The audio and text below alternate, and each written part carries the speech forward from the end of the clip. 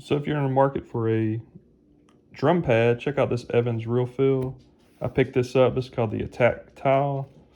It's a wooden base on it. It's got a pretty thick pad. On the bottom, it's got an option to mount to a stand.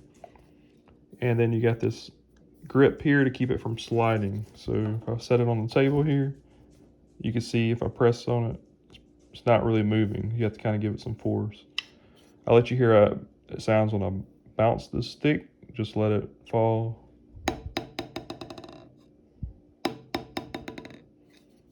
Now if I just play something here,